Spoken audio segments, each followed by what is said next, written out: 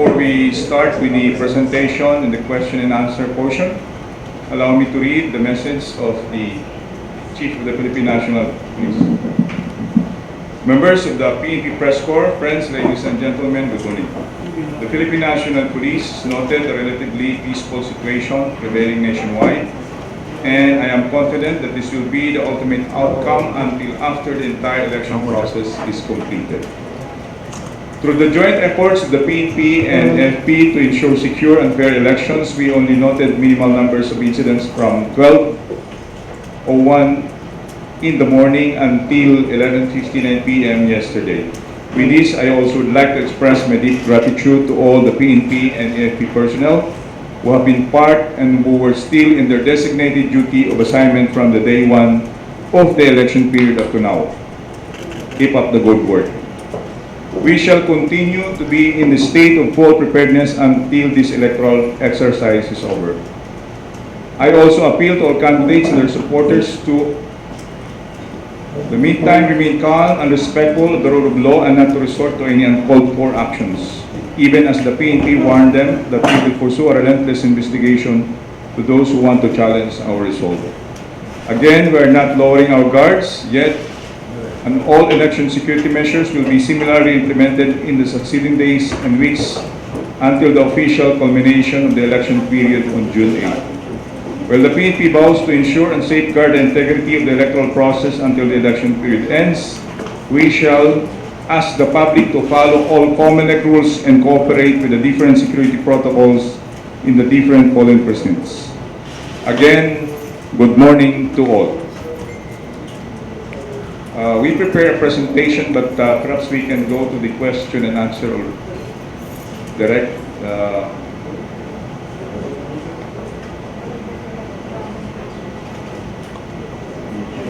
Let's start dun sa incidents. Sir?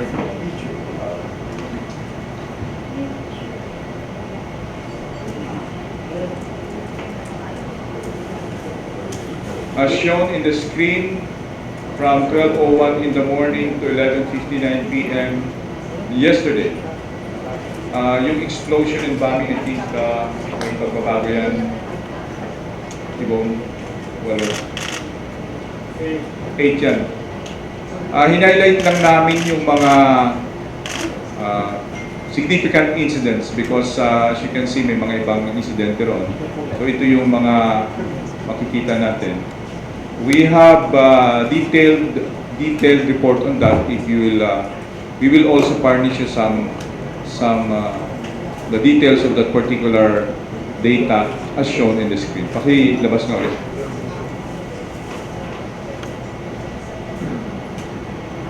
Next. Meron pa tayo yung sapat. Yan, liquor ban. Again, as of May 10, 2016, 127 yung nahuli natin. Next. Ito yung mga nahuli na arrested persons in the implementation of gun ban 2000. Next. Parang yung kahapon yun. Okay, next. Okay. Board na nga sila dahil araw-araw meron naman. So, hindi na tumitingin sa screen sila eh. We go now to the question and open forum. First question. Joy. Mike, please, the mic. Good morning, sir. The conduct of election, sir, ang overall assessment ng PNP is generally peaceful. Ako just say it's mission accomplished. We deployed people in almost 90,000.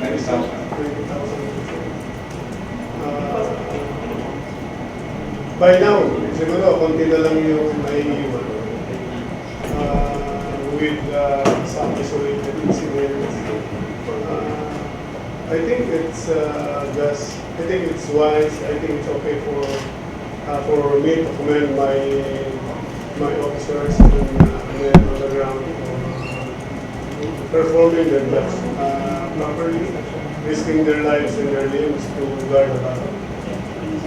areas while the canvassing is ongoing, may mga tension pa po. May appeal po ba tayo doon sa mga warring party doon sa mga politicians, sir? Kasi naipit yung mga pulis natin sa gitna. Part of what our commander should be doing is engaging yung mga candidates who are locked in a very tight race to respect the electoral process. As has been explained extensively, this election is by far the most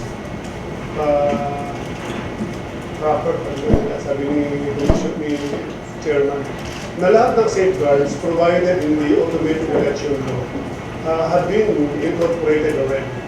That includes yung issuance of receipt, that includes opening of the site where people could see the result. It includes the increasing the number of precinct per district where there's going to be manual random audit.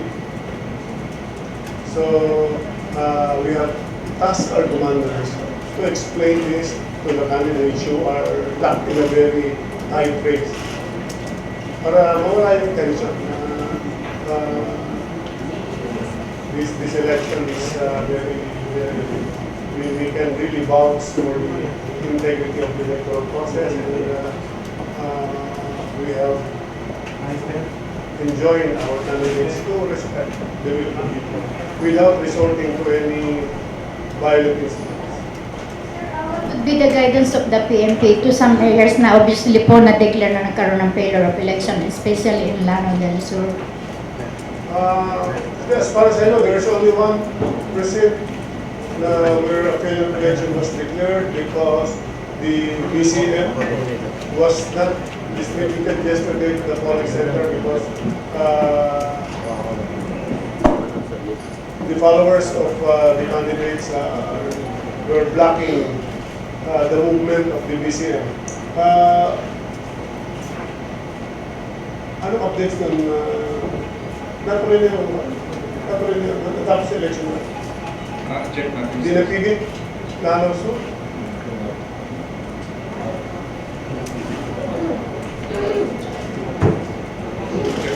Check mo ngayon para we can share it. Memo. Si Jan Bergonya. Yun lang ang na-report kahapon as of yesterday. Because the followers of the two contending candidates for mayor blocked the route of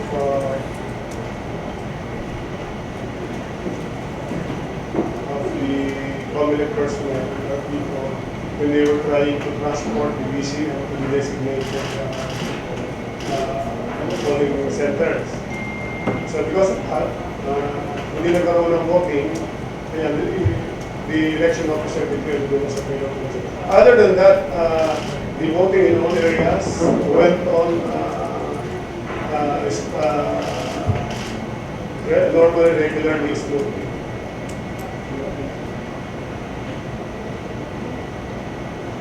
We'll give you the details nung sa Binidayan, Lanao del Sur. Binidayan, Lanao del Sur. Yes, Dea, may question. Morning, sir.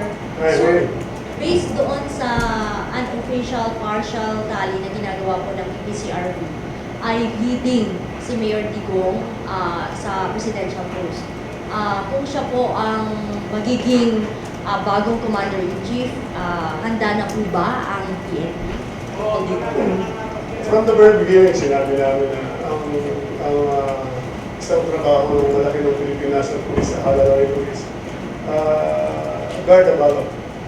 Sinabi natin, Paulo, na we should respect the will of the people. We have also articulated many days ago na we will safeguard the ballot. We will be an instrument for the safe, peaceful transfer of power. So we are ready. The Department of Philippine National Police. We will follow the law. We will respect There. Sir, sinasabi po, nakilala si Mayor Digong doon sa sinasabi niya na in 3 to 6 months ay malulutas niya yung crime, yung drugs, handa po ba ang PNP sa anuman yung iutos po ni Mayor Digong para matupad yung kanyang pangako po sa taong bayan? Pero kami methodology and sabi nga namin, we welcome all inputs or suggestions kung paano pa namin malilevel up itong aming anti-crime model. So, open kami dyan, Leia, sa mga sa Pinayan.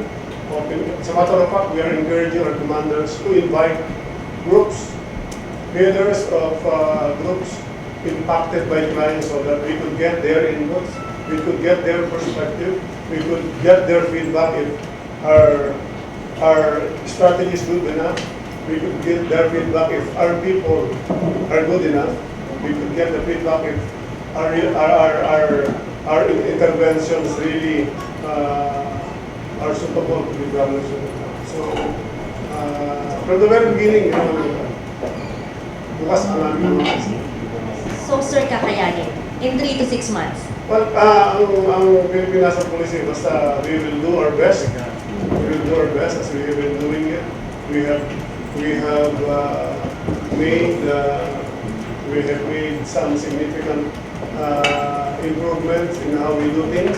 One-time, lead time, focus on barangay-based anti-drug operations. But, you know, a big part of crime prevention goes well beyond law enforcement. Talks about also the contribution of the other pillars of the criminal justice system. So, siguro hindi lang law enforcement ang mag-contribute dun sa campaign against crime, but the 5 pillars of the criminal justice should all contribute towards that direction. Thank you, Lea. Tuesday. Ay, sir. Mayroon pa tayong comparison, sir, doon sa yung situation ngayong election 2016 from the previous 2010 presidential elections para sabihin natin na mas maayos yung ngayon na election. Tuesday, hindi pa kasi tapos. So, siguro when we shall have closed the books, we will make that analysis comparison kung how the conduct of 2016 elections compared to the 2010. But at the moment, hindi pa natin magagawa because ongoing pa yung canvassing in other areas. Election period will end on June 8 yet. So, we will make the comparison once everything shall have been terminated. Okay. Another question, sir. With the situation, sir, na leading na si Mayor Duterte ngayon, baka siya na yung maging presidente, ang mga tao nag-expect ng malaking pagbabago in terms of crime solution, lalo na sa usapin ng illegal na droga. Do we expect, sir, na more operations from the PNP at accomplishments with regard to the pagsugpo sa illegal drugs? Siguro dapat rin yung tempo ng operations ng Pilipinas Police since last semester, second semester of 2015. And we will continue to do that, outdo ourselves. For the first 4 months of the year, we have, I think, arrested more than 12,000 drug personalities already, seized over 400 kilos of shabu. The guidance, the idea is outdo ourselves, perform better, outdo ourselves, para drugs there will be less illegal drug personalities on the ground, there will be less illegal drugs that are available in the market. But like I said, developing peaceful communities, controlling the proliferation of drugs goes well beyond law enforcement. Talks about a big part of that would be contribution to the community in terms of demand reduction. So, babalik na yun sa dati. So, sinabi ko earlier, the contribution of the other pillars of the criminal justice will be as important as the input of the Philippine National Security. Thank you, sir. Any more questions? Yes, Ann Sukaran. Sir, good morning, and sir. Sir, ang AFP, may report po sila na 22 election-related violence incident and 10 casualties. Same din ba yung PNP nakapag-monitor ng 22 election-related violence incident? Same figures po ba kayo sa We are still collecting the facts on the ground, but as of this time, we have recorded, I think, around 10 shoot incidents, 8 bombing explosion, 1 grenade throwing, 4 burning and arson. So, can we show the slide? Can you please show the That's only slide? on election day. So, probably the figures are more or less the same, because in troubled areas, we have joint deployment with the CPNP. So some of the data here reflected in the slides were actually provided by our AFP counterparts. Sir, ang balik ko lang, dun sa ano sir, yung kay, yung sa 3 to 6 months ni Mayor Duterte, ito-recommenda din po ba ng PNP yung lambat sibat dahil nag-ano din ng yung lambat sibat operation ng PNP? Our anti-crime model and what's is leader. We will continue to do it. Continue to do it on a nationwide scale. We have cascaded it in several regions already. Some regions are of course advanced with the rest of the with the other regions. And I'd like to think that because of the strength of Lamatiban, I see no reason why it should be strength. Sir, malapit na rin maiproklama yung bagong Pangulo at kayo po ay magre-retiro na rin sa serbisyo. Ano na po yung bilin ninyo po sa susunod na magiging Chief PNP? Considering marami po kayong nagawa na hindi naman sa pag-aano, pero yung peace and order na ginawa nyo through APEC at ito ngayon, yung halalan, ano po kayang mga tips na ibibigay nyo sa bagong Chief PNP? Thank you po. Siguro, una, palagi siguro try to unite organizations so that it can march to that with one single heartbeat in trying to achieve its objective. Number two, syempre, give it your best shot. Give it your best shot. You know, it only happens once in your lifetime. Do not miss that opportunity. At the end of your tour of duty, ang sagot, wala ka dapat itatanong sa sarili mo na panghihinayang at itatanong sa sarili mo, sana ginawa ko dito, sana ginawa ko dito. So, you should give it its best shot. Thank you, sir. Any more questions? We have the data sa Lanao Sur, doon sa failure collection yesterday. Akala ko tinatawag si Senator Bergano. Sir, follow-up lang. Yes, please. Sir, June 30 ang turnover natin ng presidente. A day after ba, sir, magsasubmit ka na ng courtesy resignation? O yun ba, isasabayan mo na rin ang early retirement mo? Paano po ba mangyayari? Siguro, as a matter of courtesy, I'll submit the courtesy resignation to the President. That should be not later than July 1. So that the President will be given a freedom,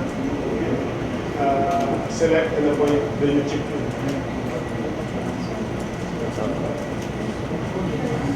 Sir, follow-up lang po. Although nabasa na kanina doon sa statement mo. Sir, appeal naman ng PNP doon sa mga supporters ng mga kandidato. Ano po ang pwede sabihin ng PNP kapag hindi nanalo yung kanilang mga kandidato po? Naipakita natin naman na ito yung lumabas yung kagustuhan ng mga mamamayan. So wala sigurong dahilan para yung ibang kandidato magsabing kami lang ang nadaya. Because isang proseso lang ito eh. Isang proseso lang ito. Kaya I will continue to enjoy the followers of our candidates Continue to respect the will of the people. Respect the electoral process because it's indeed that good enough. Sinasabi rin ng mga experts natin sa television na na-interview ng mga anchor natin, di ba? Sabi niya, there is no way na matadaya ko na yung na yan, na matadaya mo yung election na hindi ito kagandang system. So, I would continue to appeal to them, respect the electoral process, respect the will of the people. Let's not resort to violence in resolving yung mga reklamo, yung mga issues on the ground. Kasi totoo, meron talagang sobrang very, very close ang resulta ng voting. It will reflect on us as, how mature we are as a people. It will reflect on us kung gano'n tayo ating pagtingin sa regime of the rule of law. And this will bode well for our Thank you, sir.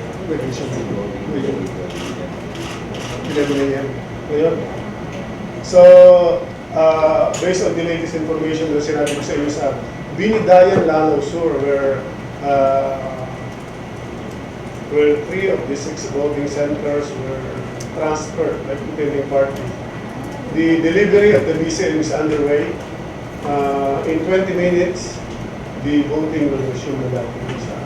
Yes, today.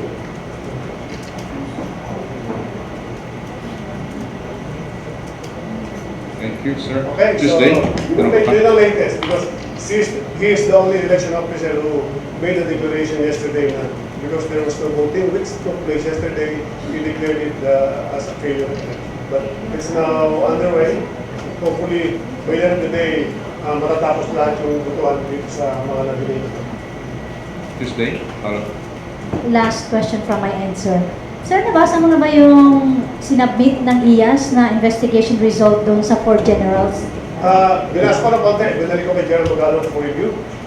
And when do we expect, sir, na Sabi sa akin, General Magalong, before Friday, matatapos siya. We would like it to be as comprehensive as possible. Na-delay yung ibang pag-submit ng ibang pag-gather ng ebidensya.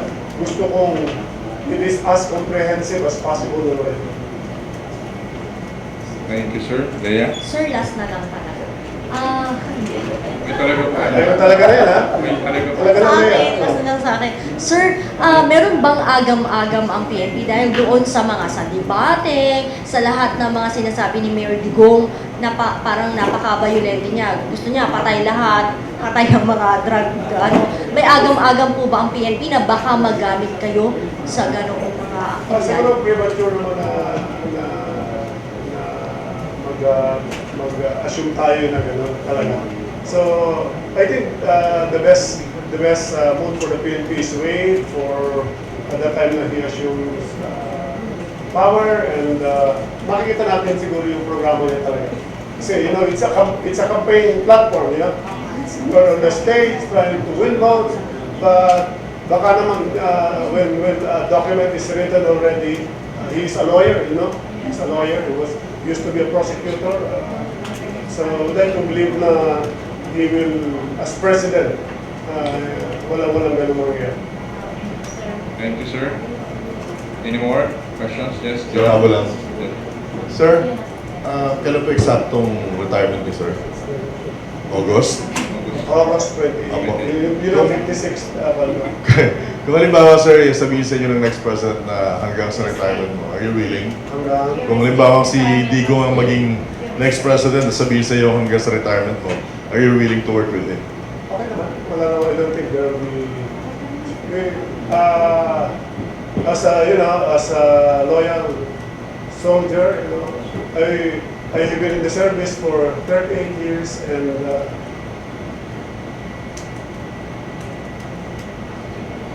2 months. 38 years and 2 months. So,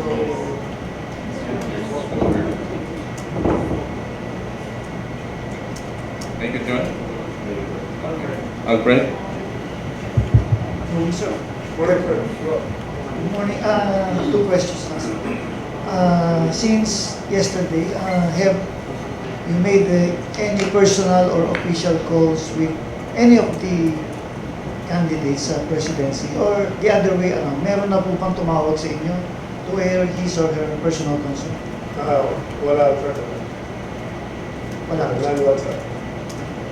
Second, sir, last question. Sir, may more than 4,000 gun ban violators na. What is your order to the commanders in the field para po na ma-ensure na itong mga violators na to mapoprosecute to the hilt? Merong kaming task force kasama doon sa big component of the task force is legal offense. Legal offense.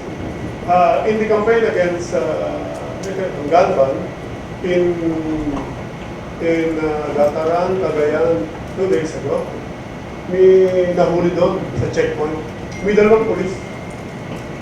I also ordered immediate relief of the chief of police because our officers should be at the polling center.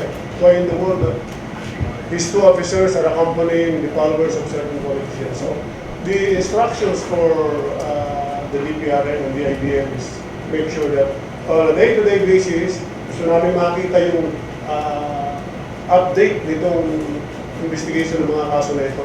Parang lambat sibat din yung effort, making sure that yung violators ng gun ban, including those persons who were arrested for illegal possession of firearms, are prosecuted. Sir, clarification lang. Ano pong proseso pag nahuli ka sa gun ban? You are taken to the headquarters in charge Will be booked. Just the same. and then you are allowed to post bail. Available kasi. Legal possession of Paano firearms yung is mga pulis? Nahuli? they could post bail, yes, but an administrative case will be, unfold, will ensue. If the decision is to dismiss them, they are dismissed from the service. So we will pay very, very particular attention sa mga violators na involving our own people. Thank you, sir. Fred? Sir, last na lang. Yung mga nakakuha na barel, mga other weapons, anong proseso doon? Well, normally, in order to enhance our crime solving efficiency, pinapadala namin sa crime lab yan for the conduct of ballistic examination, comparative ballistic test, para to determine if those firearms have been used in some shooting incidents in the past, and because our experiences sa investigation ay lumalabas na may mga baril na nahuli that had been used in previous shooting incidents. So, as a matter of procedure, yun ang guidelines sa mga commanders of the gun. Thank you, sir. Any more questions? Okay.